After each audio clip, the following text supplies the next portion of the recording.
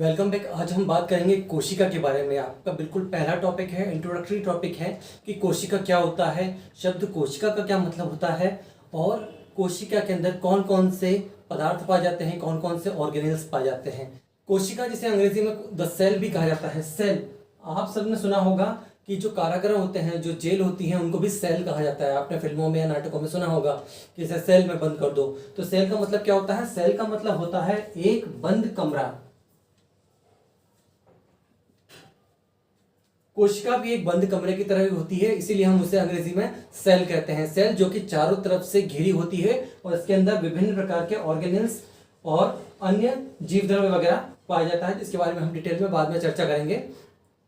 तो यह हुआ आपका सेल। जंतुओं का जो शरीर होता है वो छोटी छोटी कोशिकाओं से मिलकर ही बना होता है। आपकी जो बॉडी है वो छोटी छोटी कोशिकाओं से मिलकर बनी होती है और बॉडी में उपस्थित सेल को ही सबसे छोटी इकाई या फंक्शनल एंड कॉन्स्टिट्यूशनल रचनात्मक एवं क्रियात्मक इकाई कहा जाता है।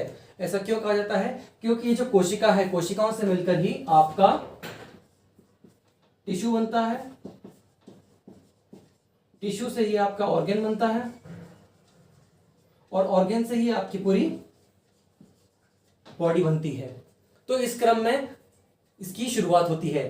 कोशिका, कोशिका से टिश्यू यानी कि ऊतक, टिश्यू से ऑर्गन और ऑर्गन से आपकी पूरी बॉडी। इसीलिए जो कोशिका होती है, जो सेल होती है, उसे हम रचनात्मक इकाई या क्रियात्मक इकाई कहते हैं आपके शरीर की या किसी भी लिविंग बॉडी के शरीर की।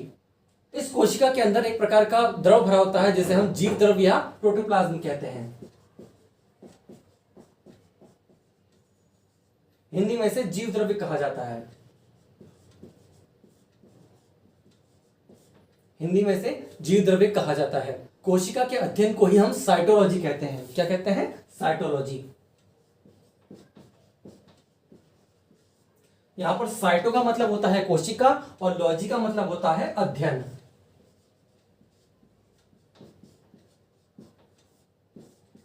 और लॉजी का मतलब क्या हुआ? अध्ययन।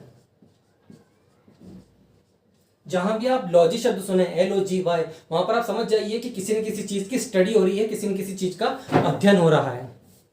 अब चूंकि कोशिका की खोज हुई है तो जरूर इसका कोई ना कोई इतिहास भी रहा होगा। तो कोशिका का इतिहास आइए थोड़ा सा संक्षेप में हम जान लेते हैं कि कोशिका का इतिहास क्या है, इसकी खोज कब हुई, किसने की और इसमें धीरे धीरे क्या क्या डेवलपमेंट हुए और आज कहां तक इसकी रिसर्च, कहां तक इसकी खोज पहुंची है। तो सन 1590 में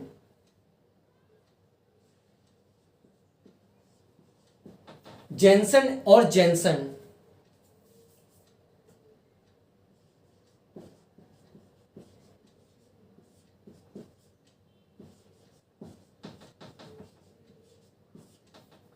1590 में जेनसन और जेनसन, ये दो भाई साहब थे।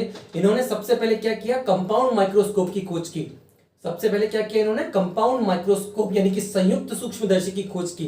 अब आप जैसा कि जान चुके हैं कि कोशिका जो है बहुत छोटी होती है। ये एक शरीर की रचनात्मक इकाई है और बहुत ही छोटी होती है। तो इसको देखने के लिए किसी न किसी इंस्ट्रूमेंट की जरूरत तो पड़ेगी ना, किसी न किसी उपकरण की जरूरत पड़ेगी।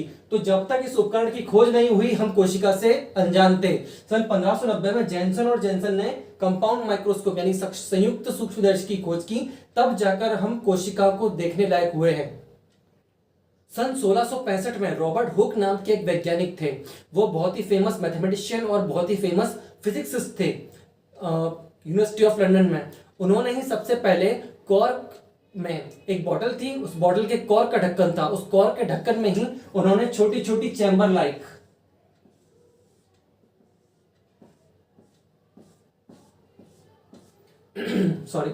छोटी छोटी चैम्बर लाइक स्ट्रक्चर देखे और उन्हें कोशिका या सेल का नाम दिया। तो सबसे पहले कोशिका को ऑब्जर्व करने वाले व्यक्ति कौन थे? वो थे रॉबर्ट हुक। सन 1665 में इसे सबसे पहली बार देखा था और रॉबर्ट हुक ने ही इसे सेल का नाम दिया। सेल का मतलब होता है छोटा कमरा या एक क्लोज्ड चैम्बर। सन 1665 में रॉबर्ट हुक ने ही अपनी किताब माइक्रोग्राफिया में इसको पब्लिश करवाया था।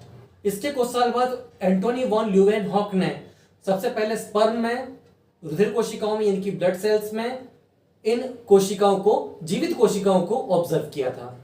1839 में यानी कि 1839 में पुरकिंजे नाम के एक वैज्ञानिक ने प्रोटोप्लास्ट या जीव द्रव्य की खोज की थी। सन 1839 में रॉबर्ट ब्राउन नाम के एक वैज्ञानिक ने सबसे पहले कोशिका के अंदर न्यूक्लियस की खोज की थी। और सबसे इंपॉर्टेंट 1839 में शिल्डन और स्वाइन नाम के दो डच साइंटिस्ट ने कोशिका का सिद्धांत यानी कि थ्योरी ऑफ सेल प्रेजेंट की थी। इसके अनुसार क्या है ये थ्योरी ऑफ सेल, क्या ये काफी इंपॉर्टेंट है, एग्जाम में अक्सर पूछा जाता है कॉम्पिटिटिव एग्जाम में भी, कि जो सेल थ्योरी है वो क्या है। तो सेल थ्योरी में बेसिकली 3-4 पॉइंट्स हैं जिसको हम एक के बाद एक डिस्कस करेंगे। जो सेल थ्योरी है कोशिका सिद्धांत शिल्डन एंड स्वाइन ने दिया था, उसके 3-4 पॉइंट्स हैं। उसमें से पहला पॉइंट है all living organism are made up of cells. चाहे वो एक कोशी यानी कि यूनिसेल्युलर हो या बहुकोशी यानी कि मल्टीसेल्युलर हो, वे सारे के सारे जितने भी जीव हैं वो सभी कोशिका से मिलकर ही बने होते हैं।